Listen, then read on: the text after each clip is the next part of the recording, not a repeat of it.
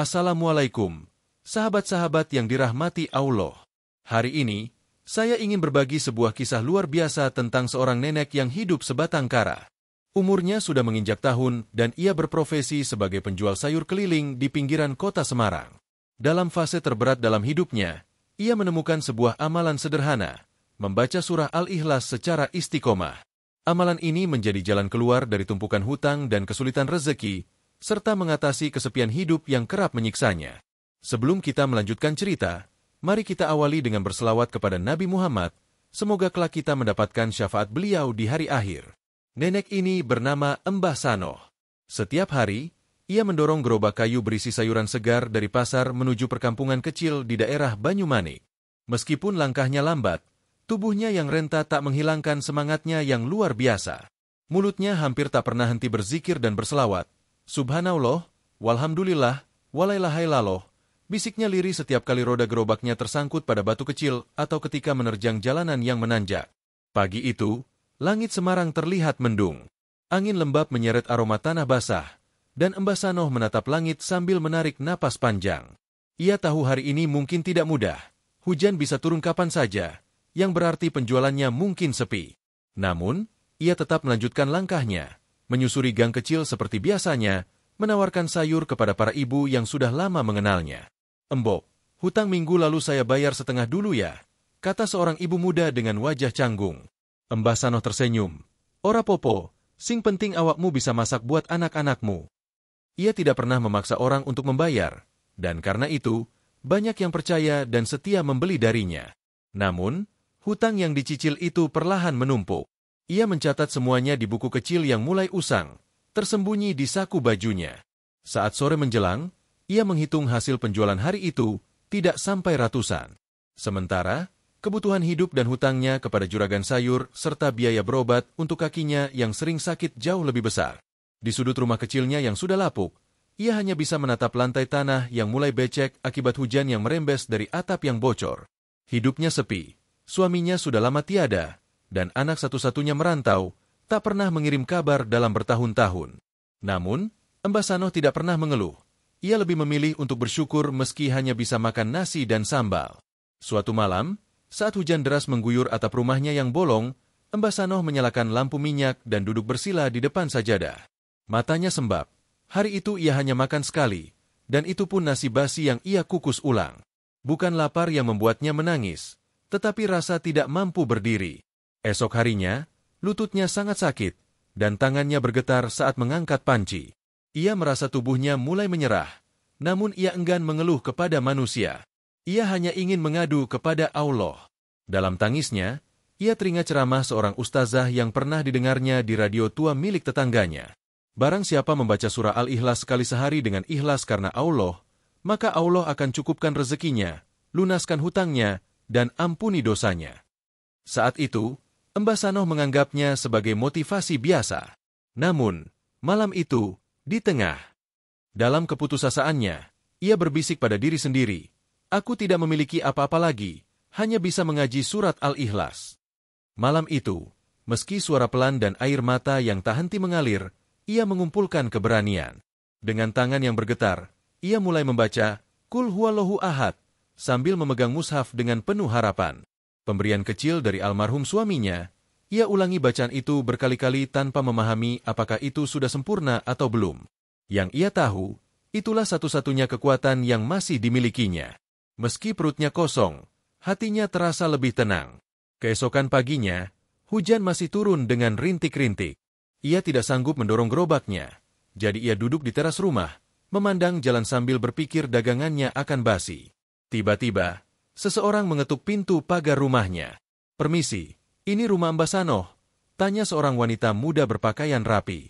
"Iya, ini saya," jawabnya lemah. Wanita itu ternyata anak dari seorang pelanggan setia yang dulu sering ditolong Mbah Sanoh. Ia datang untuk membeli seluruh dagangan Mbah Sanoh, dan bukan hanya itu, ia juga membawa plastik besar berisi sembako dan uang. "Ini dari ibu saya. Beliau titip salam dan ingin membalas kebaikan Mbah yang dulu sering ditolongnya," ucap wanita itu. Mbah Sanoh hanya bisa menangis. Ia tak menyangka, amalan satu malamnya dijawab seketika. Namun, ia tidak berhenti. Pada malam berikutnya, Ia terus membaca surah Al-Ikhlas 100 kali setiap selesai salat Isya. Ia tidak berharap menjadi kaya, hanya ingin bisa berdiri tegak, tidak menjadi beban bagi orang lain, dan melunasi hutangnya yang menumpuk. Hari-hari berlalu, Mbah Sanoh tetap hidup sederhana, tetapi ada perubahan. Setiap hari, ada saja orang yang datang membeli lebih banyak dari biasanya. Ada yang menitip dagangan ke warungnya. Ada pula yang memborong sayur dan menyuruhnya untuk istirahat di rumah. Ia tidak pernah menyebut amalan yang dilakukannya, hanya tersenyum dan berkata, "Iki kabeh kersane Allah." Meski hidupnya tetap sederhana, hutangnya mulai berkurang, dan kakinya tidak sesakit dulu. Suatu hari, ia menerima surat dari anaknya yang mengabarkan akan pulang kampung bersama istri dan anaknya. Air mata kembali menetes dari pipi keriputnya saat ia memeluk mushaf kecil peninggalan suaminya. Namun perjalanan Mbah Sanoh belum berakhir. Masih banyak kejadian luar biasa yang akan ia alami, termasuk cobaan besar yang membuatnya meragukan keajaiban yang dirasakannya. Apakah ia akan tetap teguh dengan bacaan surat pendek yang terus dibacanya tiap malam? Sudah berminggu-minggu Mbah Sanoh mengamalkan surah Al-Ikhlas 100 kali setiap malam, tidak pernah melewatkan satu malam pun, bahkan ketika tubuhnya terasa remuk setelah seharian berjualan. Mushaf kecil peninggalan suaminya selalu ia letakkan di atas bantal, seolah menjadi teman setia dalam kesunyian. Ia membaca perlahan, tenang, dan penuh harap. Ada yang berubah, tidurnya kini lebih nyenyak, batinnya lebih damai. Rasa sakit di kakinya masih ada, tetapi tidak seberat sebelumnya. Meski secara materi hidupnya belum banyak berubah, hatinya sudah lapang. Setiap selesai membaca, ia berdoa dalam diam, meminta agar rezeki dipermudah, hutang dilunaskan, dan anaknya, Farid, diberi jalan pulang. Suatu sore, saat awan kelabu menggantung di langit desa, seorang tukang pos berhenti di depan rumahnya yang berdinding kayu lapuk. Ia mengetuk pelan pagar bambu. "Bu Sanoh," sapanya. Mbah Sanoh tergagap. Ia jarang menerima surat, apalagi sesuatu yang lain. Tukang pos menyerahkan amplop lusuh dengan alamat yang ditulis tangan. Tangan Mbah Sanoh bergetar saat membuka lipatan kertas itu. Ia mengenali goresan pena itu, tulisan anaknya, Farid. "Assalamualaikum, Ibu. Maafkan Farid yang baru sekarang dapat menulis surat ini." Matanya langsung berkaca-kaca saat ia mengekspresikan betapa selama ini ia telah menjalani hidup yang penuh tantangan, berpindah-pindah dan bekerja serabutan di Kalimantan. Farid pernah menjadi buruh kayu, kuli bangunan, hingga seorang pelayan di warung. Semua usaha yang dilakukan Farid tampaknya gagal, namun dalam setahun terakhir, ia memilih untuk tinggal dan bekerja di sebuah warung makan kecil milik temannya. Dari situ, ia menabung sedikit demi sedikit hingga akhirnya memutuskan untuk pulang. Ia ingin membawa istri dan anaknya, merencanakan untuk tinggal bersama Mbah Sanoh di kampung, memulai hidup baru. Dalam suratnya, ia menulis, "Insya Allah, minggu depan aku sampai, Bu. Aku rindu." Surat tersebut basah oleh air mata Mbah Sanoh saat membacanya. Ia memeluk kertas itu seolah memeluk anaknya sendiri, merasa rindu setelah lebih dari setahun tidak mendengar kabar darinya. Kebahagiaan Mbah Sanoh meluap seperti ombak besar yang menghantam hatinya. Malam itu, dengan penuh haru, ia membaca surah Al-Ikhlas, melafalkan setiap huruf perlahan sambil menahan tangis. Ketika sampai pada akhir ayat, tangisnya pecah, bukan karena duka, tetapi karena harapan dan syukur. Ia merasa seperti terhubung kembali dengan anak yang lama hilang. Namun, hidup tidak selalu berjalan mulus. 2 hari setelah menerima surat, saat pulang dari pasar dengan sayuran sisa dagangan, sebuah motor melaju kencang dari tikungan dan menabrak gerobaknya. Mbah Sanoh terpelanting jatuh, sayuran berserakan di jalan. Lututnya membentur aspal yang keras dan pergelangan tangannya terkilir. Pengendara motor itu tidak berhenti, meninggalkannya tergeletak di sisi jalan. Orang-orang berkerumun, salah satu tukang ojek mengenali Mbah Sanoh dan membantunya bangkit. Ia dibopong pulang dengan kondisi penuh luka, tangannya bengkak dan kakinya sulit digerakkan. Hari itu, ia kehilangan semua hasil dagangannya, uang hasil penjualan tak seberapa. Ia harus membeli minyak gosok dan membayar untuk diurut. Namun, meskipun terbaring lemah, Mbah Sanoh tidak pernah merutuki nasibnya. Ia tahu semua ini adalah bagian dari ujian. Sambil berbaring di atas dipan bambu, ia membuka mushaf kecilnya. Dengan tangan bergetar, ia membaca surah Al-Ikhlas. Meski air mata mengalir, ia terus melanjutkan bacaan. Tidak ada keluhan, tidak ada pertanyaan, hanya zikir yang terus mengalir dari bibirnya. Keesokan harinya, tetangga-tetangga mulai berdatangan, ada yang membawa bubur hangat, minyak urut, bahkan uang receh untuk membeli beras. Mereka berkata, Mbah Sanoh adalah orang baik, kita harus bantu. Bahkan ada yang meminjamkan modal kecil agar kelak ia bisa berjualan kembali. Hati Mbah Sanoh hangat kembali. Ia tidak menyangka, kebaikan yang dulu ia tabur pelan-pelan mulai tumbuh. Beberapa hari kemudian, Mbah Sanoh sudah bisa berjalan pelan. Ia mulai membersihkan rumah, menambal atap bocor dengan plastik bekas, menyapu halaman dengan perlahan, dan menyiapkan kamar kecil di sudut rumah. Ia menjahit bantal dari potongan kain sisa untuk cucunya yang belum ia temui. Malamnya, ia kembali membaca surah Al-Ikhlas dan berdoa, Ya Allah, berikan aku kesehatan, berikan aku umur panjang agar aku bisa memeluk anakku kembali. Hari yang ditunggu pun tiba. Pagi itu, langit bersih dan angin berembus pelan membawa aroma tanah basah. Mbah Sanoh sudah bangun sejak subuh, mengenakan kebaya tua yang disimpannya untuk hari istimewa. Ia duduk di bangku kayu di depan rumah, menatap jalan kecil yang mengarah ke terminal desa. Tiba-tiba, sebuah angkot tua datang mendekat. Dari dalam, seorang lelaki kurus muncul dengan koper besar di tangannya. Wajahnya berubah, tetapi matanya tetap sama. Farid, suara Mbah Saro tidak terdengar, namun lelaki itu tersenyum dan berjalan cepat menghampiri ibunya untuk memeluknya. Di belakangnya, berdiri seorang perempuan muda berjilbab dan seorang anak perempuan kecil yang manis. Pelukan mereka berlangsung lama, air mata mengalir membasahi bahu satu sama lain. Farid memperkenalkan Sari, istrinya, dan Rara, anak perempuan mereka yang masih berumur beberapa tahun. Hari itu menjadi momen paling bahagia bagi Mbah Sanoh, karena rumah yang tadinya sepi kini kembali hidup. Terdengar tawa anak-anak, suara masakan dari dapur, dan percakapan hangat yang mengisi malam-malam mereka. Namun, belum genap 2 hari mereka tinggal bersama, Farid mengungkapkan sebuah rahasia. Ia masih memiliki utang besar akibat usaha yang gagal di Kalimantan. Utang itu mengikuti mereka hingga ke kampung halaman, sementara rumah kontrakan mereka telah dijual oleh pemiliknya karena tunggakan yang bertahun-tahun. Farid berharap dapat memulai usaha baru di desa, tetapi ia datang tanpa modal, hanya membawa semangat dan keyakinan. Mbah Sanoh terdiam sejenak, lalu mengambil mushaf kecil dan meletakkannya di pangkuan Farid. Dengan suara lirih, ia berkata, Iking balik awakmu bali leingkau jalan rezekimu. Farid menatap mushaf itu dengan penuh rasa hormat. Malamnya, untuk pertama kalinya dalam hidupnya, ia membaca surah Al-Ikhlas bersama ibunya, istrinya, dan anaknya. Suara lembut mereka melafalkan, Kul huwallahu ahad, Allahu samad, lam yalid walam yulad, walam yakun lahu kufuwan ahad. Namun, ketenangan itu buyar ketika terdengar ketukan keras di pintu. Seorang laki-laki berdiri di depan pintu, membawa map dan surat tagihan. Ia adalah penagih utang, tetapi apa yang mengejutkan adalah adanya perjanjian utang di antara dokumen itu yang mencantumkan nama seseorang yang tak pernah dibayangkan Mbah Sanoh akan terlibat dalam hidup anaknya. Rahasia lama itu akhirnya terungkap, dan kisah keluarga ini akan memasuki babak baru yang lebih kelam. Pagi itu, Mbah Sanoh duduk termenung di depan bambu. Wajahnya tidak seketat semalam, tetapi sorot matanya tampak berat menahan beban. Farid duduk di samping ibunya, memegang map surat utang di tangan. Di atas kertas itu tertera angka yang membuat dada mereka sesak. Namun, yang lebih mengejutkan bukanlah jumlahnya, melainkan nama orang yang menjadi penjamin utang tersebut. Nama itu membuat Mbah Sanoh terpaku. Tangannya gemetar, napasnya tertahan. Farid menyebut perlahan nama yang tertera di situ, Haji Rojali. Seolah langit runtuh di atas kepala Mbah Sanoh. Nama itu telah lama tenggelam dalam rasa sakit dan air mata.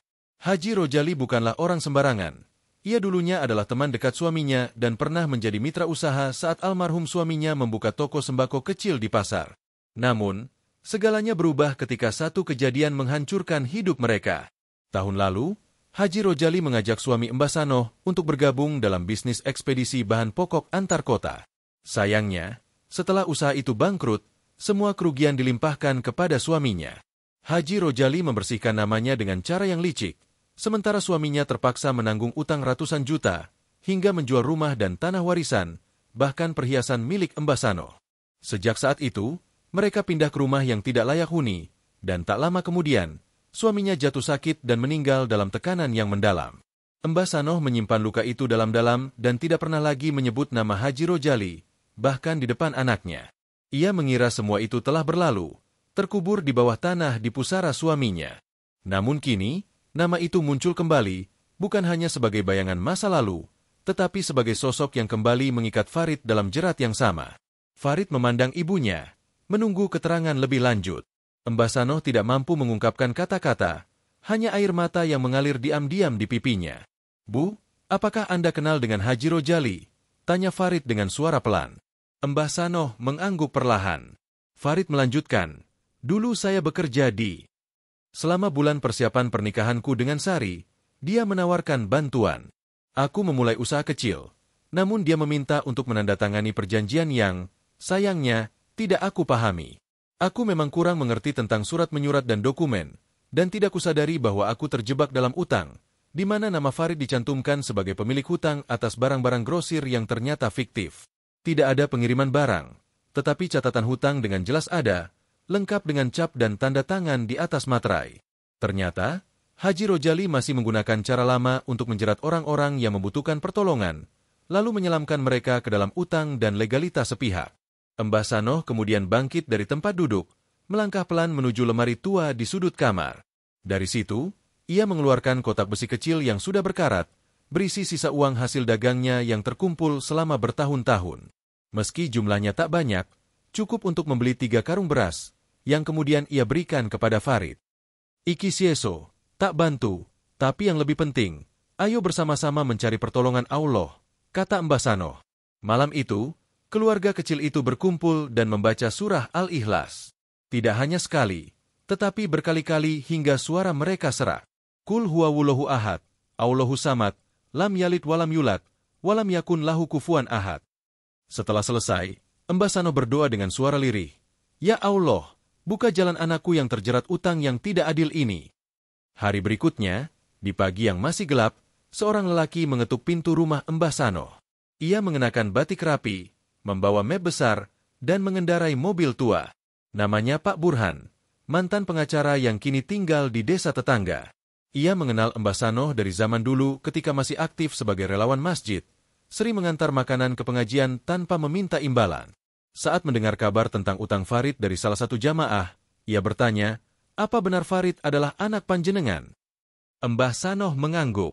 "Saya memiliki bukti-bukti pemalsuan dokumen oleh Haji Rojali. Dia sudah sering melakukan ini. Ada 3 korban lainnya yang sudah melapor, dan saya membantu mereka. Sekarang, saya ingin membantu jenengan juga," ucap Pak Burhan. Farid terdiam, hanya mampu memeluk ibunya dengan erat, sementara Mbah Sanoh tersenyum pelan.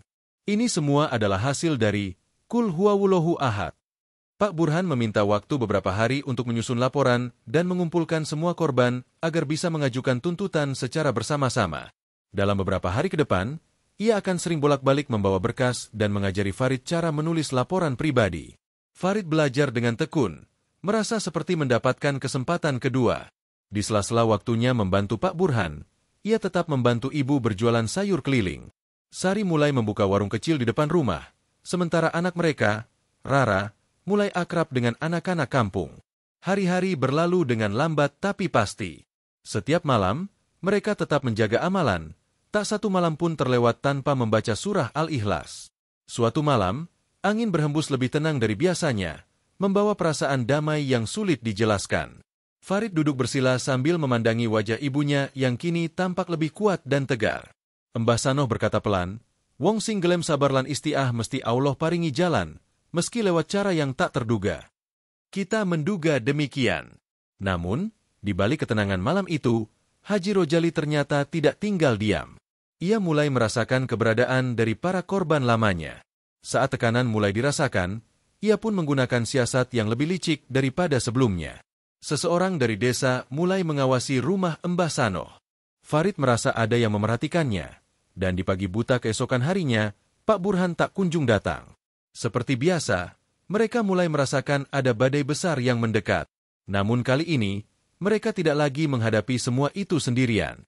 Mereka memiliki keyakinan, doa, dan kekuatan dari amalan yang terjaga. Apa yang akan terjadi dalam beberapa hari ke depan akan mengubah hidup mereka selamanya. Pagi itu, suasana terasa sedikit berbeda. Langit desa tampak berwarna labu, sementara embun masih menempel di ujung daun singkong yang tumbuh liar di samping rumah Mbah Sanoh. Di dalam rumah, semangat justru mulai bersinar lebih terang. Farid duduk di teras, menggulung tikar usang yang mereka gunakan semalam untuk duduk mengaji. Di sebelahnya, Rara asyik bermain boneka dari kain perca, tertawa kecil sambil menyenandungkan potongan ayat Al-Ikhlas yang ditirukan dari ibunya. Mbah Sanoh datang membawa 2 kantong plastik berisi beras, gula, dan beberapa bumbu dapur. Ia baru saja pulang dari pasar Wage dan kedapatan seorang pembeli datang pagi-pagi sekali, menitipkan amanah untuknya. Dari seorang ibu di kampung seberang, katanya beliau pernah didoakan oleh Anda waktu anaknya dirawat di rumah sakit, ucap penjual yang menyerahkan plastik tersebut. Mbah Sanoh mengangguk. Ia mengenali siapa orang itu. Dulu, ia memang sering membantu berdoa untuk mereka yang kesulitan dan membacakan Qul Huwallahu Ahad di malam hari sebanyak-banyaknya niat untuk orang-orang yang membutuhkan. Hari ini adalah bukti dari salah satu khasiat surah Al-Ikhlas, di mana malaikat mendoakan sebanyak kali ketika dibaca kali sehari. Dari doa-doa tulus itulah, rezeki datang, meski dari arah yang tak terduga. Yang terpenting bukanlah jumlah, melainkan ketulusan. Semakin ia membaca surah itu dengan niat yang bersih, semakin tenang jiwanya, dan semakin terbuka jalan kebaikan. Ia kemudian mengajak Farid untuk duduk dan mengeluarkan surat-surat lama yang tersimpan di dalam kotak besi. Di antara surat-surat itu terdapat catatan-catatan kecil yang ditulis oleh almarhum suaminya, termasuk tentang amalan rutin yang diajarkan oleh seorang kiai tua yang dikenal dalam pengajian mereka. Catatan itu berjudul, Khasiat Dahsyat Qul Huwallahu Ahad. Farid membacanya satu persatu, membaca 3 kali setelah setiap salat pahalanya setara seperti hatam Al-Quran. Membaca kali di malam hari akan menghapus dosa-dosa sebanyak buih di lautan. Membaca saat rezeki sempit, Allah akan cukupkan dari arah yang tak terduga. Ketika menunggu waktu subuh, membaca membuka keberkahan pagi. Membaca kali sebelum tidur dapat menjaga dari rasa gelisah dan mimpi buruk. Demikian pula saat memulai usaha, memberi keberkahan pada hasil. Membaca kali di malam Jumat akan mendatangkan limpahan rahmat. Membaca 3 kali sebelum keluar rumah sebagai perlindungan dari bahaya.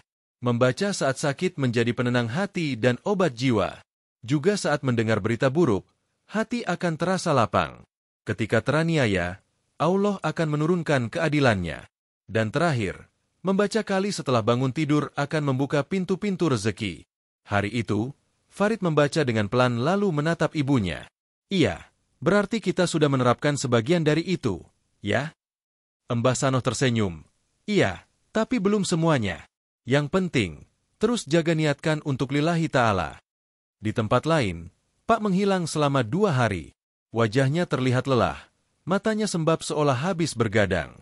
Ia datang membawa kabar yang membuat Mbah Sanoh dan Farid terdiam lama. Saya dipanggil ke kota, ada kasus lama yang...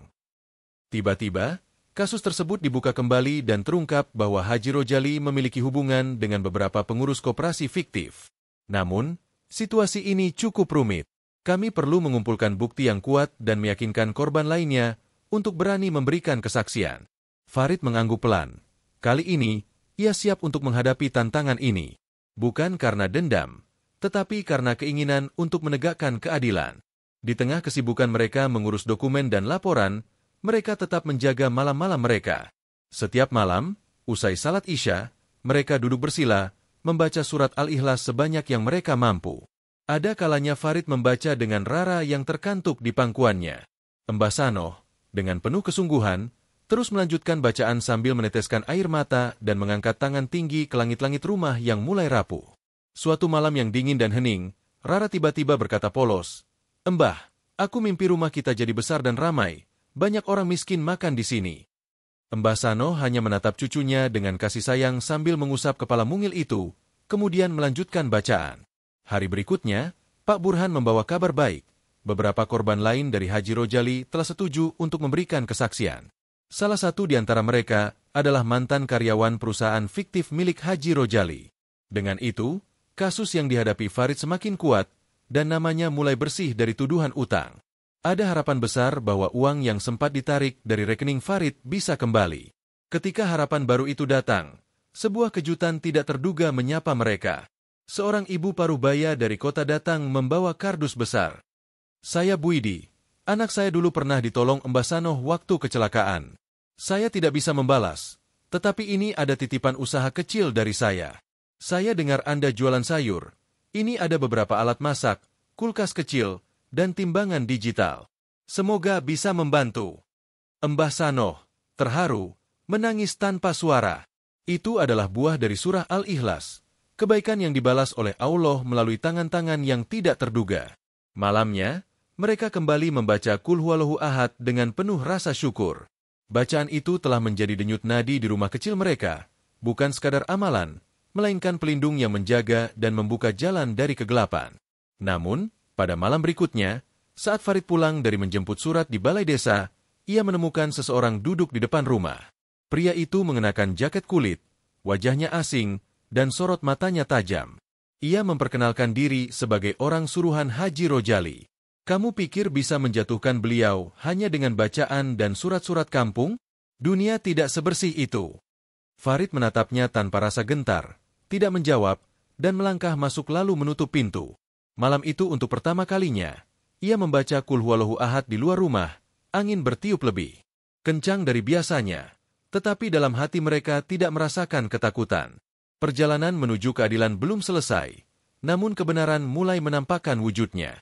Di pagi yang menusuk dingin, langit belum sepenuhnya cerah, tetapi suara ayam sudah bersahutan dari ujung gang.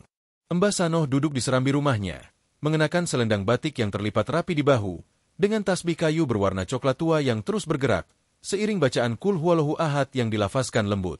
Saat Farid baru selesai wudhu, ia bersiap untuk mengimami salat subuh berjamaah bersama ibunya dan Rara. Tiba-tiba terdengar ketukan keras di pintu rumah. Suara tok-tok-tok itu mendadak mengubah suasana pagi yang damai menjadi tegang.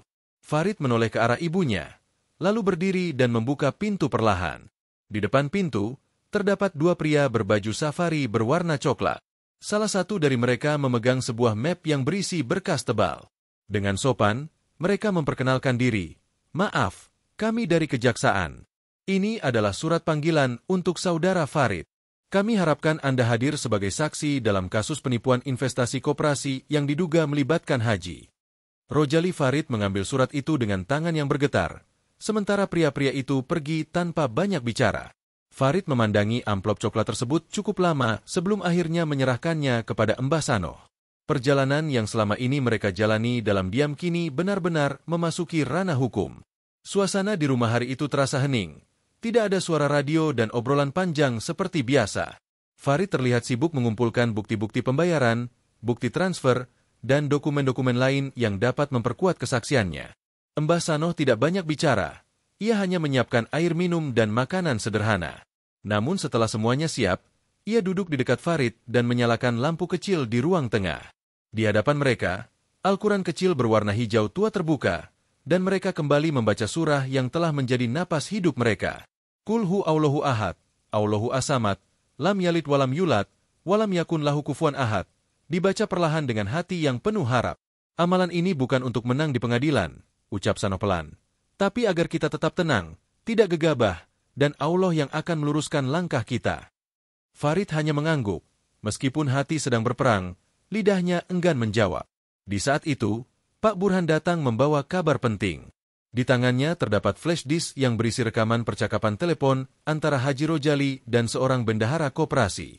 Rekaman itu bocor dari mantan karyawan yang kini bersedia bersaksi. Ini bisa jadi kunci, tapi hati-hati, Farid, mereka pasti tidak akan tinggal diam, kata Pak Burhan dengan wajah serius. Malam itu, mereka mengadakan pengajian kecil di rumah Farid, mengundang dua temannya dari masjid untuk membaca surah Al-Ikhlas bersama-sama.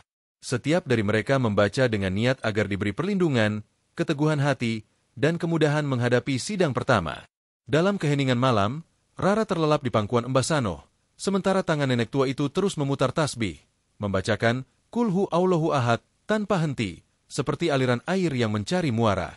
Hari sidang pun tiba. Farid mengenakan kemeja putih bersih dan celana hitam yang telah disetrika rapi oleh Mbah Sanoh sejak subuh. Sebelum berangkat, mereka berdoa bersama, dan Mbah Sanoh menggenggam tangan Farid kuat-kuat. Ingat, niatmu bukan untuk menjatuhkan orang, tapi untuk menegakkan kebenaran. Selama perjalanan menuju kota sidang bersama Pak Burhan, ketegangan terlihat jelas di wajah Farid. Di dalam ruang sidang, Farid duduk di kursi saksi, menjawab pertanyaan hakim dan jaksa dengan tenang. Setiap jawaban disampaikan dengan jujur, dan semua dokumen yang dibawa menjadi bukti yang kuat. Tiba-tiba, seorang pria dari bangku penonton berdiri, memaksa maju sambil menunjuk Farid dan berteriak, Dia ini hanya cari sensasi. Semua itu fitnah. Haji Rojali orang baik, dermawan, sering membantu masjid. Hakim mengetuk palu, meminta pria itu untuk diam, sementara Farid tetap tenang. Dalam hati, ia mengulang, Qul huwallahu ahad, seperti yang diajarkan ibunya. Sidang itu tidak langsung menghasilkan vonis, tetapi hari itu, Farid berhasil meninggalkan kesan yang kuat. Jaksa mencatat semua pernyataan dan menyimpan flash disk yang dibawa Pak Burhan sebagai bukti penting. Mereka pulang di sore hari. Wajah Farid sedikit lelah, tetapi kali ini ada senyuman di bibirnya. Hati mereka tahu bahwa langkah pertama telah mereka lewati.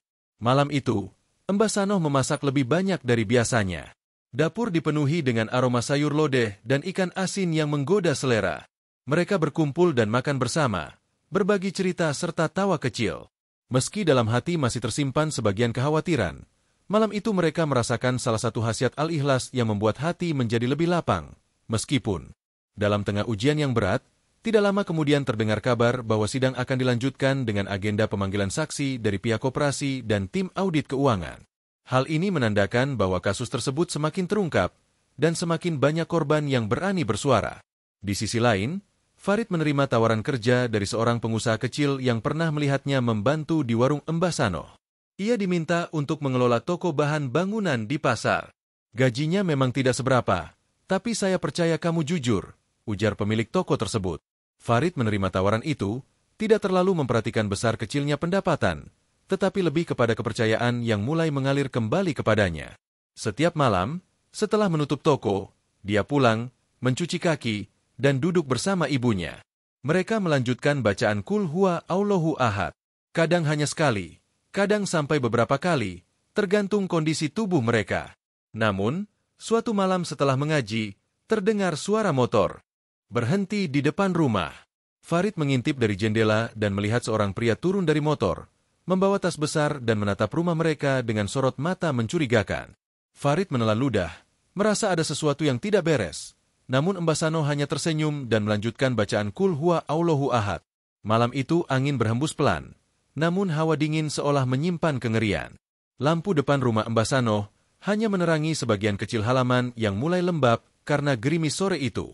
Farid berdiri mengawasi dari balik gorden, menatap pria bertubuh tinggi, berjaket gelap, dan mengenakan helm tertutup. Pria itu tidak mengetuk, tidak berbicara, hanya berdiri tegak seperti patung. Mbah Sanoh tetap di ruang tengah, membaca Qul huwallahu ahad sambil memutar tasbih. Suaranya lembut namun penuh keteguhan. Ia menyadari Farid gelisah, namun memilih untuk tidak menyuarakan kecemasan itu. Beberapa menit berlalu, pria itu akhirnya menaiki motornya dan pergi, meninggalkan ketegangan yang menggantung di udara. Farid segera mengunci semua pintu dan jendela, lalu duduk di samping ibunya dengan wajah pucat. "Bu, sepertinya mereka mulai bergerak," bisiknya. "Biarkan saja, selama kita jujur, Allah yang akan menjaga. Teruskan saja bacaanmu, Nak, jangan putus," jawab Mbah Sanoh dengan tenang. Beberapa hari setelah kejadian itu, sebuah paket tanpa nama tiba di rumah mereka. Isinya hanya selembar kertas lusuh bertuliskan ancaman singkat, "Berhenti bicara atau kalian akan menyesal." Farid membacanya dengan rahang mengeras, kemudian langsung merobek kertas itu dan membuangnya ke dalam tungku. Namun, rasa was-was mulai menyelimuti rumah mereka. Rara, yang biasanya ceria, mulai tampak murung. Mbah Sanoh memperketat amalan harian, menambah bacaan Al-Ikhlas menjadi 10 kali setiap selesai salat dan setiap pagi sebelum matahari terbit. Ia membaca surah itu sambil menaburkan air ke sudut-sudut rumah. Bukan untuk menolak santet, tapi agar rumah ini dijaga oleh keberkahan bacaan Al-Ikhlas, katanya kepada Farid. Hari-hari berikutnya, rasa takut mulai berkurang sedikit demi sedikit. Setiap kali mereka membaca surah itu bersama-sama, hati mereka terasa lebih tenang, seolah sedang dipeluk sesuatu yang hangat dan kuat. Farid juga mulai menyadari bahwa ketenangan itulah yang selama ini menguatkan langkahnya. Sementara itu, kabar tentang kesaksian Farid di pengadilan mulai menyebar luas, dan banyak korban lain mulai memberanikan diri untuk bersuara. Terdapat sekelompok orang yang datang ke rumah membawa salinan bukti untuk menyuarakan kebenaran dan meminta nasihat dari Mbah Sanoh. Dengan penuh keramahan, Mbah Sanoh menerima kedatangan mereka, menyuguhkan teh hangat dan kue singkong. Namun, di balik semua itu, tersimpan satu perasaan yang mendalam. Rumah kecil itu, yang dulunya sunyi dan gelap, sekarang menjadi tempat berlindung bagi mereka yang tengah mencari keadilan. Suatu malam, seorang ibu muda datang bersama dua anaknya. Ia tampak sangat emosional, menangis sambil mencium tangan Mbah Saro. Aku dulu ikut koperasi itu karena melihat ibu-ibu lain bergabung. Namun, tabunganku untuk biaya sekolah anak hilang semua, Bu. Aku mendengar Mbah Sanoh dan Mas Farid sedang berjuang. Aku hanya ingin tahu, apakah masih ada harapan? Ucapnya dengan penuh harap. Mbah Sanoh tidak memberikan janji kosong. Ia hanya mengambil mushaf kecil, membuka halaman surah Al-Ikhlas, dan menyodorkannya kepada sang ibu. Kalau kamu tidak punya kekuatan uang, bangunlah kekuatan hati. Bacaan ini sederhana, tapi selama kamu yakin, rezeki dapat datang dari jalan yang tak terduga. Mulailah dari satu malam, satu surah, kemudian teruskan dengan membaca Qul Huwallahu Ahad dengan sungguh-sungguh. Ibu muda tersebut membawa pulang mushaf yang diberikan Mbah Saro. Malam itu, suasana di rumah terasa hangat dan penuh haru. Farid menyaksikan ibunya mengusap air mata secara diam-diam, bukan karena kesedihan, tetapi karena bersyukur bisa menjadi sarana bagi orang lain untuk kembali percaya bahwa Allah Maha Mencukupi. Namun, tantangan masih belum berakhir.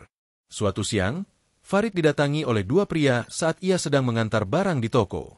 Mereka mengaku dari koperasi dan meminta Farid mencabut kesaksiannya. Kami bisa memberi kompensasi. Kamu tidak perlu repot-repot ke pengadilan, cukup diam saja, ujar mereka. Farid menolak tegas, tetapi mereka tidak pergi begitu saja. Sepanjang sore, sebuah batu dilemparkan ke halaman rumah mereka, menghancurkan pot bunga peninggalan almarhum kakeknya. Meskipun Farid marah, Mbah Saro hanya tersenyum getir dan berkata, biarkan batu itu menghancurkan pot, tetapi jangan biarkan ia menghancurkan doa kita. Jangan sampai kemarahanmu lebih besar dari tawakalmu. Malam itu, mereka membaca Al-Ikhlas lebih banyak dari biasanya. Bacaan itu bukan hanya menjadi penguat hati, tetapi juga benteng dari segala gangguan. Farid semakin yakin bahwa khasiat terkuat dari surah ini adalah kemampuannya untuk menjaga akal tetap waras dan tidak gentar menghadapi keburukan. Beberapa minggu kemudian, surat panggilan untuk sidang lanjutan datang. Kali ini, saksi dari pihak mantan karyawan koperasi akan dihadirkan. Farid dan Mbah Sanoh bersiap, seperti biasa, dengan salat dan zikir, kemudian membaca Al-Ikhlas bersama-sama. Namun, pada pagi sebelum berangkat, datanglah seorang pria tua ke rumah mereka. Tubuhnya kurus dan wajahnya penuh kerutan, tanda usia. Ia mengaku sebagai mantan bendahara koperasi dan kini hidup dalam pelarian. Dulu saya bagian pencatatan. Saya tahu semua transaksi. Haji Rojali menyuruh kami menghapus data dan membuat laporan yang direkayasa. Tetapi saya tidak tahan hidup seperti ini terus. Saya ingin membantu dengan kesaksian, ujarnya pelan. Farid terkejut. Kehadiran pria ini bisa menjadi kunci dari proses hukum yang berlarut-larut, tetapi risiko yang dihadapi juga besar. Kalau begitu, ikutlah kami ke pengadilan. Nanti kami akan melindungi sebisa mungkin, kata Farid. Hari itu, mereka bertiga berangkat ke kota. Mbah Sanoh tidak ikut, tapi sebelum mereka pergi, ia menyelipkan selembar kertas kecil ke dalam saku Farid. Bacalah ini sebelum kamu masuk ruang sidang, pesannya. Di dalam mobil, Farid membuka kertas itu dan menemukan hanya satu kalimat, Qul Huwallahu Ahad, Allahu Adlam Yalid Walam Yat Walam Yakun. Lahu kufuwan ahad. Farid menutup matanya, mengulanginya dalam hati berulang kali. Di tengah segala ketegangan, ada ketenangan yang meresap perlahan, seperti air hujan yang menyusup ke tanah kering, seolah membawa kekuatan Al-Ikhlas yang menenangkan pikiran sebelum mengambil keputusan besar. Ruang sidang terasa dingin, bukan karena suhu udara, melainkan karena aura ketegangan yang menyelimuti. Farid duduk di bangku saksi. Di sampingnya ada Pak Hadi, pria tua yang hadir semalam. Meskipun tubuhnya renta, tatapan matanya dipenuhi keberanian. Sebelum sidang dimulai, Farid menarik napas dalam-dalam, memejamkan mata, dan pelan-pelan mengulang di dalam hatinya, Ahad Allahu Somad, Lam Yalid Walam Yat, Walam Yakun Lahu Kufuwan Ahad. Kalimat itu mengalir tak terputus, memperkuat detak jantungnya yang sempat berdebar tidak teratur. Dalam momen yang sama, keajaiban kecil mulai terasa. Haji Rojali, yang biasanya tampil percaya diri dan menggertak, hari ini tampak gelisah. Ia mondar-mandir di ruang tunggu dan bahkan sempat memarahi pengacaranya karena tidak diperhatikannya. Lebih fokus pada dokumen yang dibawa Pak Hadi, catatan transaksi asli, nama-nama korban, dan bukti penggelapan uang selama bertahun-tahun. Bukti-bukti itu cukup untuk mengungkap kedok operasi abal-abal yang selama ini beroperasi. Ketika namanya dipanggil, Pak Hadi berjalan pelan ke kursi saksi. Suaranya serak, tetapi setiap kalimatnya seperti palu godam yang menghantam meja pengadilan. Saya mencatat semua aliran dana. Saya tahu siapa yang menerima, siapa yang menyuruh, dan kemana uangnya disembunyikan. Hakim mengangkat alis, dan ruangan menjadi hening. Farid hanya bisa menggenggam tasbih kecil yang selalu dibawanya, mengulang al-ikhlas dan mempercayakan seluruh proses ini kepada kehendak Allah. Qul huwallahu ahad, Allahu lam yalid walam yulad, walam yakun lahu kufuwan ahad. Keajaiban dari surah itu kembali dirasakannya. Kebenaran yang lama tersimpan akhirnya terungkap secara lembut namun pasti. Mbah Sanoh, meski tidak hadir di pengadilan, memilih menunggu di rumah di atas sajadah tuanya. Sejak subuh, ia telah membaca al-ikhlas berkali-kali, diselingi dengan selawat dan doa perlindungan untuk Farid. Siang itu, terdengar ketukan lembut di pintu. Rara membukakan dan berlari masuk. "Nek, Bu Murni datang." Mbah Sanoh bangkit perlahan. Seorang perempuan paruh baya masuk, matanya sembab. Ia adalah salah satu korban yang pernah putus asa dan menjual rumah untuk melunasi hutang karena koperasi itu. Kini, ia datang membawa kabar gembira. "Ibu, saya baru dapat kabar dari pengacara. Semua bukti sudah diterima." Hakim tidak bisa mengelak. Semua orang bersaksi. Ibu dan Farid benar-benar membuka jalan kebenaran ini. Air mata Mbah Sanoh tak dapat lagi ditahan. Ia tidak berkata banyak, hanya menatap langit-langit rumah sambil pelan mengucapkan, "Qul huwallahu ahad, Allahu lam yalid walam yulad, walam yakun lahu kufuwan ahad." Beberapa hari setelah itu, rumah Mbah Sanoh kembali ramai, tetapi kini dipenuhi dengan ucapan terima kasih. Orang-orang datang membawa hasil panen, sembako, bahkan uang sebagai tanda syukur. Mereka mengerti bahwa perjuangan Farid dan Mbah Sanoh adalah untuk mereka semua. Di tengah keramaian itu, seorang pemuda kurir datang membawa surat. Surat itu berasal dari sebuah yayasan zakat nasional yang tertarik mengundang Mbah Sanoh sebagai pembicara dalam acara pemberdayaan janda dan ibu tunggal. Ibu tertegun saat membaca undangan itu. Selama ini, ia hanya dikenal di lingkungan RT. Namun kini ia diminta untuk hadir di sebuah acara nasional. Mbah Saro hanya tertawa kecil. "Mbah ini siapa sih? Cuma ibu tua." Di sore yang hangat, Mbah Sanoh, Rara, dan Farid berkumpul di teras, bersama-sama membaca surah Al-Ikhlas. Meski matahari mulai tenggelam, hati mereka dipenuhi rasa damai, syukur, dan kedamaian. Farid menatap ibunya dan berkata, "Bu, mungkin selama ini kita tidak memiliki banyak harta, tapi dengan membaca surah ini setiap hari, hidup kita seolah selalu diberi jalan keluar." Mbah Sanoh mengangguk pelan, menyadari bahwa di balik al-ikhlas terletak inti keesaan Tuhan. Jika hati kita teguh, rezeki akan menemukan jalannya, hutang akan lunas dengan cara yang tak terduga, dan dosa-dosa akan perlahan dihapus Allah asal kita tetap mengingatnya. Namun, hidup tidak berhenti di satu titik kemenangan. Tiba-tiba datang kabar bahwa salah satu petinggi koperasi yang melarikan diri keluar kota kini kembali, dan sedang mengumpulkan dukungan dari pengikutnya yang fanatik untuk menggugat dan membalikkan keadaan. Farid yang mendengar berita itu langsung gelisah, tetapi Mbah Sanoh tetap tenang. Ia mengambil mushaf kecil dan memberikannya kepada Farid. "Kamu tahu caranya, bukan dengan marah atau takut, tapi dengan istighfar." Malam itu, mereka memperbanyak bacaan Al-Ikhlas. Mbah Sanoh menambahkan amalan khusus, membaca Al-Ikhlas setiap kali selesai salat, diiringi dengan niat untuk perlindungan dari tipu daya manusia. Keesokan harinya, Farid menerima telepon dari pengacaranya. Ternyata, orang yang ingin membalikan keadaan itu justru tertangkap karena kasus penggelapan dana baru di kota lain, dan tidak ada yang mendukungnya kali ini. Mbah Sanoh tersenyum mendengar kabar tersebut. Khasiat surah ini bukan hanya untuk rezeki, tetapi juga sebagai penjaga dari tipu daya manusia. Itulah sebabnya surah ini diajarkan oleh Nabi untuk dibaca setiap pagi dan malam. Farid mengangguk, hatinya semakin yakin bahwa Al-Ikhlas bukan sekadar bacaan pendek. Ia adalah kunci bagi siapapun yang ingin bertahan, berjuang, dan menang dalam hidup. Hampir sebulan berlalu sejak Haji Rojali dijatuhi vonis dan koperasi bodong itu dibekukan sepenuhnya. Namun, kehidupan Mbah Sanoh dan Farid tidak berubah secara drastis. Mereka masih tinggal di rumah kecil yang sederhana, masih menjual kue, dan menyalakan lampu hemat energi setiap malam. Meski begitu, ada satu hal yang berbeda. Keberkahan mulai merayap perlahan ke setiap sisi kehidupan mereka, tanpa suara dan tanpa pameran, tapi terasa nyata. Suatu pagi, saat Mbah Sanoh tengah meracik adonan kue klepon di dapur, sebuah mobil berhenti di depan rumah. Dari dalamnya, turun seorang wanita muda berpenampilan rapi dengan kerudung pastel dan tas jinjing yang elegan. Ia mengetuk pintu sambil tersenyum ramah.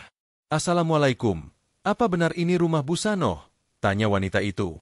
Farid yang sedang menyapu halaman menjawab, "Iya, benar. Ada yang bisa kami bantu?" Wanita itu memperkenalkan dirinya sebagai Laila, manajer program dari sebuah lembaga sosial internasional. Ia menjelaskan bahwa nama Mbah Sanoh banyak disebut di media lokal sebagai tokoh inspiratif yang berperan dalam membongkar kejahatan ekonomi dan menyelamatkan banyak warga. "Kami sedang mencari sosok yang bisa menjadi duta keteladanan untuk program pemberdayaan ibu-ibu prasejahtera. Setelah membaca semua cerita tentang perjuangan Ibu Sanoh, kami merasa beliau sosok yang tepat." Laila datang dengan proposal kerjasama yang menawarkan honor tetap setiap bulan. Dalam kesempatan itu, ia juga menjelaskan peluang untuk berbicara di pelatihan daring serta kemungkinan mendapatkan bantuan usaha. Di siang hari, Farid menyampaikan semua informasi tersebut kepada Mbah Sanoh, menanyakan apakah mereka bersedia untuk membantu. "Usaha kami bahkan dapat membantu renovasi rumah dan mendanai produksi kue jika kita mau." Mbah Sanoh hanya terdiam sejenak, menatap mushaf lusuh di sudut meja, lalu tersenyum. "Farid," katanya, "selama ini Mbah membaca Qul Huwallahu Ahad bukan untuk mencari panggung, tetapi jika ini adalah jalan rezeki yang Allah berikan, kita harus menerimanya dengan syukur." Sore itu, Mbah Sanoh menyalakan kompor dan mulai menggoreng pisang raja untuk tamu istimewa mereka di ruang tamu. Laila mencoba salah satu kue buatannya dan langsung terkesima. "Bu, ini enak sekali. Rasanya seperti kue buatan nenek waktu kecil saya," ujar Laila. Farid tersenyum. "Itu resep turun-temurun, tapi semua berawal dari satu hal, konsistensi. Ibu saya selalu membaca surah Al-Ikhlas setiap hari," jelas Farid. Laila mengangguk, seolah mengerti betapa berkat terasa dalam setiap hal yang mereka lakukan. Hari-hari berikutnya berjalan dengan cepat. Rumah sederhana itu tidak lagi sepi. Ibu-ibu datang untuk belajar membuat kue. Remaja-remaja setempat mulai ikut belajar desain kemasan. Bahkan Farid, yang dulu hanya lulusan SMA, kini diminta untuk membantu mengelola unit produksi kecil bernama Ikhlas Kitchen. Setiap produk yang mereka hasilkan dilabeli dengan tulisan kecil, Barokah Surah Al-Ikhlas. Tidak ada unsur promosi berlebihan, hanya pengingat bahwa usaha ini tumbuh dari amalan yang sederhana namun penuh keyakinan. Lembaga tempat Laila bekerja memberi mereka pendampingan, mulai dari strategi pemasaran hingga pengurusan izin usaha, bahkan pelatihan daring melalui video call. Mbah Sanoh, yang awalnya tidak akrab dengan teknologi, kini mulai terbiasa menggunakan tablet kecil yang dihadiahkan tim Laila. Ia belajar menyapa ibu-ibu dari berbagai kota secara daring, menceritakan perjuangannya dengan nada yang tenang dan bersahaja. "Ada satu amalan yang selalu saya jaga," ujarnya dalam salah satu sesi webinar. "Setelah salat fardu, saya baca Qul Huwallahu Ahad 3 kali, lalu setelah subuh dan maghrib, saya tambahkan jadi kali itu. Ini bukan mantra, bukan jampi-jampi. Ini adalah janji Allah bahwa siapa yang yakin, maka akan diberi jalan keluar." Di tengah perkembangan usaha yang pesat, Mbah Sanoh tidak berubah. Ia masih bangun sebelum azan, masih menyapu halaman sendiri, dan setiap pagi masih membuat kopi untuk Farid dan Rara. Ia sepenuhnya sadar bahwa semua ini hanyalah titipan, dan ia tidak boleh terbuai. Namun, sebuah cobaan baru datang. Ternyata, salah satu ibu yang mengikuti pelatihan, Bu ini, mulai membuka usaha serupa dengan merek yang mirip. Ia tidak meminta izin dan bahkan merekrut beberapa orang dari kelompok Mbah Sanoh. Farid yang mengetahui hal ini langsung marah. "Nek, kita sudah bantu dia. Sekarang malah dia bikin usaha saingan dan meniru konsep kita. Ini tidak sopan." Namun, Mbah Sanoh tetap tenang. Ia melipat sajadah dengan tenang dan mengajak Farid duduk. "Ingat, orang yang iri bukanlah musuh, melainkan ujian dari Allah untuk melihat apakah kita tetap ikhlas atau tidak." Ia mengambil mushaf dan membaca pelan, Qul Huwallahu Ahad, hingga selesai. Selama kita menjaga amalan ini, Mbah yakin usaha kita tetap dijaga. Bahkan jika usaha itu lebih berkembang, Mbah tidak akan merasa iri, karena rezeki itu milik Allah. Kita hanya numpang usaha. Farid terdiam, kata-kata ibunya menembus amarahnya. Dan benar saja, sebulan kemudian usaha Bu ini bermasalah karena terburu-buru memperluas produksi tanpa kesiapan bahan baku. Banyak pelanggan yang kecewa. Beberapa komplain bahkan ada yang meminta refund. namun Al-Ikhlas Kitchen tetap beroperasi dengan stabil. Di tengah situasi tersebut, Farid mendapatkan pesanan catering untuk acara pengajian di luar kota. Dari pengalaman ini, ia belajar tentang satu khasiat luar biasa dari Al-Ikhlas, yaitu kemampuannya untuk menjauhkan dari sifat iri, dengki, dan fitnah yang dapat menghancurkan usaha sendiri. Saat Farid menceritakan tentang kegagalan usaha tiruan itu, Baksano hanya tersenyum. Sepertinya, ada makna mendalam di balik nama Surah Ikhlas Rid. Tanpa keikhlasan, segala sesuatunya menjadi sia-sia. Malam itu, mereka kembali duduk bersama membaca Al-Ikhlas, bukan sekadar untuk memohon rezeki dan perlindungan, tetapi sebagai bentuk cinta kepada Allah yang telah memberikan lebih dari cukup. Hari itu, langit mendung menggantung di atas desa dan hujan mulai turun sejak subuh. Udara terasa lembab, sementara angin membawa aroma tanah basah yang bercampur dengan wangi kayu bakar. Dari dapur Mbah Sanoh. Seperti biasa, Mbah Sanoh sedang menyiapkan adonan nagasari untuk pesanan pengajian malam Jumat. Farid keluar rumah dengan payung, berencana mengantar pesanan pertama ke kantor kecamatan. Namun, belum jauh melangkah, ia terpeleset karena jalanan licin. Beruntung, ia hanya terjatuh ringan. Dari kejauhan, suara klakson mobil meraung keras. Dalam sekejap, sebuah truk besar meluncur tak terkendali dari tikungan tajam di arah barat. Mbah Sanoh yang melihat dari jendela langsung panik. "Ya Allah, Farid!" teriaknya. Truk itu menghantam pembatas jalan sebelum menabrak pohon besar dan akhirnya terguling. Semua orang berhamburan keluar rumah. Farid, yang terguncang dan nyaris tertabrak, selamat hanya karena terpeleset dan jatuh lebih dulu, sehingga terhindar dari lintasan maut itu. Warga segera berdatangan. Pengemudi truk terjepit di balik kemudi, sementara bau mesin yang terbakar menyengat di udara disertai suara denting besi dan sirene motor dari kejauhan. Farid yang masih syok kembali ke rumah dalam keadaan gemetar, wajahnya pucat dan matanya merah. Mbah Sanoh memeluk anak semata wayangnya dengan erat. "Farid, kamu masih hidup, Nak. Allah masih memberi kita waktu." Malam semakin gelap, hujan makin deras, dan listrik padam sesaat. Mbah Sanoh duduk bersimpuh di ruang tengah. Lilin menyala menerangi wajah keriputnya yang kini tampak lebih tenang. Ia membaca surah Al-Ikhlas dengan khusyuk. Di saat itu, ia menyadari bahwa khasiat surah ini tidak hanya menjaga rezeki tetapi juga keselamatan dari mara bahaya yang tak terduga. Esoknya, warga ramai membicarakan kecelakaan truk pengangkut bahan bangunan yang tergelincir karena rem blong. Sopirnya selamat setelah dievakuasi dengan bantuan alat berat. Anehnya, satu-satunya orang yang berada di jalur itu adalah Farid, dan ia adalah satu-satunya yang lolos tanpa goresan. Para tetangga datang menjabat tangan Farid, bahkan Pak Lurah ikut menengok sambil mengusap dada dan berkata, "Kamu diselamatkan Allah, Rid. Kalau tidak jatuh tadi, kamu sudah dilindas truk itu." Farid hanya menunduk, tetapi Mbah Sanoh tahu ini bukan kebetulan. Ia ingat satu hadis yang pernah diceritakan almarhum suaminya, bahwa membaca surah Al-Ikhlas sebelum tidur sebanyak 3 kali akan menjaga seseorang sepanjang malam hingga subuh.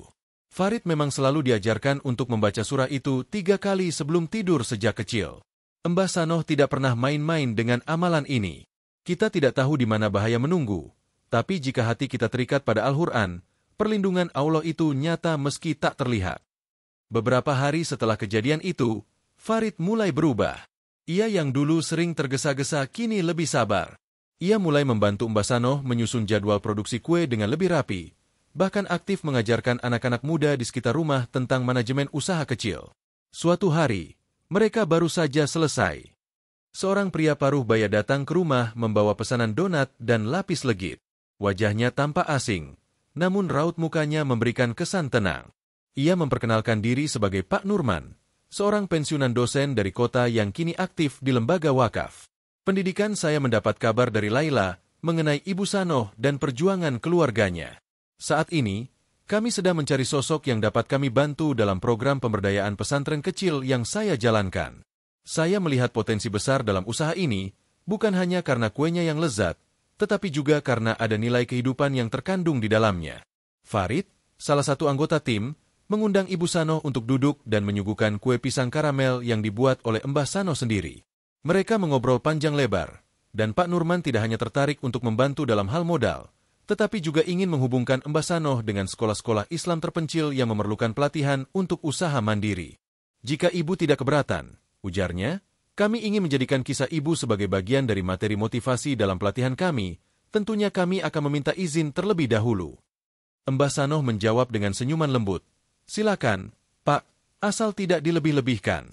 Karena semua ini bukan karena hebatnya saya, tetapi karena Allah yang menyayangi orang-orang yang terus berusaha.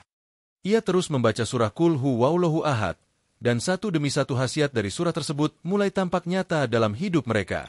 Kini, bukan hanya tentang rezeki yang mengalir, tetapi juga tentang keselamatan dari bahaya yang tak terduga. Mereka mendapatkan jaringan dan koneksi yang tidak pernah mereka duga sebelumnya, bahkan mulai dihormati oleh orang-orang terpelajar dari luar kota. Yang lebih ajaib lagi, utang mereka yang dulunya terasa mustahil untuk dilunasi, kini berkurang drastis setiap bulan. Mereka menyisihkan hasil penjualan kue untuk membayar cicilan utang warisan almarhum suaminya. Tidak ada keajaiban yang datang tiba-tiba. Semua ini terjadi perlahan namun pasti. Mereka diberikan jalan dan kekuatan, bukan sekadar keberuntungan. Malam itu, setelah semuanya tidur, Mbah Sanoh masih duduk di ruang tamu, membaca surah Al-Ikhlas pelan-pelan tanpa suara, dengan mata yang basah. Ia menyadari bahwa hidupnya belum selesai, tetapi ia mulai merasa lebih ringan. Ia menatap langit-langit rumah dan berbisik, Qul Huwallahu Ahad, engkau yang Esa ya Rab. Mbah tahu bukan siapa-siapa, tetapi Mbah yakin selama terus membaca ini, engkau tidak akan pernah meninggalkan Mbah. Pagi harinya, matahari mulai muncul perlahan dari balik bukit, menyinari daun jati dan bambu yang bergoyang di tiup angin. Suasana desa kembali cerah setelah beberapa hari tertutup awan. Mbah Sanoh duduk di teras rumah dengan segelas teh hangat di tangan, mengamati jalan kecil di depan rumah yang mulai ramai oleh suara tawa anak-anak yang berangkat mengaji. Hampir setahun berlalu sejak Mbah Sanoh mulai rajin membaca surah Al-Ikhlas setiap malam. Ia tidak pernah absen mengucap Qul Huwallahu Ahad berkali-kali setelah salat Isya, kemudian 3 kali sebelum tidur, dan 1 kali setiap kali merasa gelisah.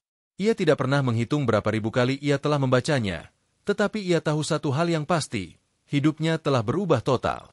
Rezeki tidak hanya mengalir, tetapi juga membawa keberkahan yang terasa nyata. Utang warisan suaminya kini tinggal seperempatnya. Anak semata wayangnya, Farid, yang dulu seperti tak memiliki arah, kini menjadi pemuda yang disegani di desa. Dalam beberapa bulan terakhir, Farid bahkan dipercaya menjadi koordinator koperasi pemuda, mengatur produksi dan distribusi kue dari rumah kecil mereka ke warung dan kantin sekolah di 2 kecamatan. Namun pada pagi itu, ada sesuatu yang berbeda. Seorang pria muda dengan pakaian rapi dan mobil sedan sederhana berhenti di depan rumah.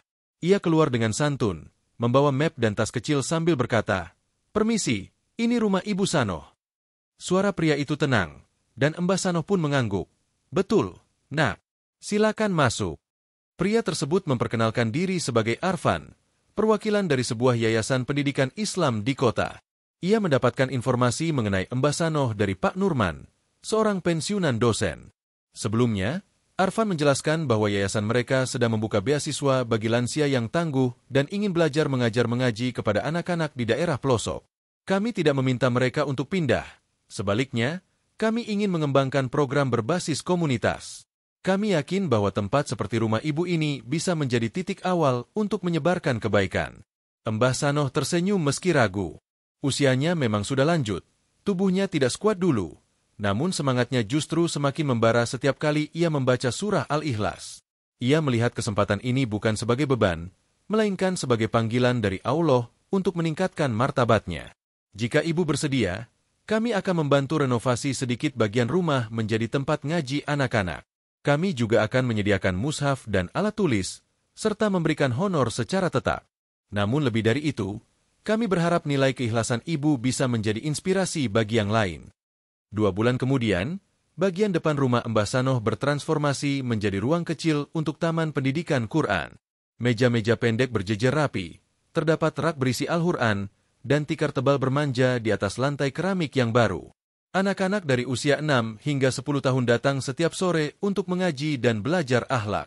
Farid membantu menyiapkan logistik, dan para ibu yang dulunya hanya pelanggan kue kini turut terlibat dalam kegiatan kebersihan. Usaha kue tetap berjalan, tetapi kini rumah itu menjadi lebih dari sekadar dapur, ia menjadi pusat cahaya. Mbah Sanoh tidak pernah menyangka bahwa dari surah pendek yang ia baca setiap malam, Allah membuka pintu untuknya mengajar Al-Quran, memperluas manfaat, dan meninggikan martabatnya. Qul Huwallahu Ahad, Allahu lam yalid, walam yakun lahu kufuwan ahad. Ia ulangi surah itu setiap kali selesai mengajar, sambil menatap wajah polos anak-anak yang duduk bersila di hadapannya. Mereka adalah wajah masa depan, dan ia tahu bahwa meskipun tidak kaya harta, ia sedang menanam pohon kebaikan yang buahnya akan terus berjatuhan setelah ia tiada. Suatu sore, seorang ibu muda yang biasa mengantar anaknya mengaji mendekat dan berbisik lirih. "Bu Sanoh, saya hanya mau bilang terima kasih. Anak saya yang biasanya nakal kini jadi rajin berwudu dan salat. Dia bilang ingin bisa membaca Al-Quran seperti yang ibu ajarkan." Mbah Sanoh menepuk tangan ibu itu dengan lembut. "Saya hanya menyampaikan, Bu. Yang menggerakkan hati mereka adalah Allah sendiri." Malam itu, setelah salat tahajud, Mbah Sanoh kembali bersimpuh, hatinya penuh rasa syukur. Dulu, ia hanya ingin agar hidupnya tak terasa berat, namun kini ia diberi kesempatan untuk menjadi saluran kebaikan bagi orang lain. Ia teringat lagi satu khasiat dari surah Al-Ikhlas yang ia dengar dari seorang ustaz waktu pengajian. Barang siapa membacanya dengan ikhlas, maka Allah akan mengangkat derajatnya, meskipun ia bukan orang yang dikenal. Ia tertunduk menahan tangis, menyadari bahwa dirinya bukan siapa-siapa, tetapi jika ada satu hal yang ia pegang teguh, itu adalah keikhlasan dalam membaca Qul Huwallahu Ahad setiap hari tanpa pamrih. Musim hujan datang kembali. Kabut tipis menyelimuti pagi desa saat Mbah Sanoh bangun dari sajadahnya. Hari itu, seperti biasa, ia membaca surah Al-Ikhlas setelah salat subuh. Suaranya lirih, hampir seperti bisikan, namun hatinya tetap khusyuk. Qul Huwallahu Ahad, Allahuat lam yalid, walam yakun. Setiap kalimat yang diucapkan oleh Lahu Kufuwan Ahad terasa seperti embun yang menyejukkan jiwa. Namun, pada pagi itu, tubuhnya terasa lebih lemah dari biasanya. Farid, yang melihat ibunya duduk terlalu lama di atas sajadah, segera menghampirinya. "Ibu, bolehkah saya memanggilkan dokter?" Mbah Sanoh tersenyum sambil menggenggam tangan Farid. Farid merasa tidak enak hati, namun ia mengerti bahwa ibunya, yang kelelahan, butuh lebih banyak waktu untuk istirahat. Meskipun demikian, ia tetap mengikuti keinginan ibunya. Hari itu, anak-anak tetap datang untuk mengaji, meskipun Mbah Sanoh hanya duduk di kursi kayunya dan tidak berdiri seperti biasanya. Senyumnya tetap sama, sejuk dan menenangkan, bahkan terasa lebih lembut dari biasanya, seperti ada cahaya yang memancar dari sorot matanya.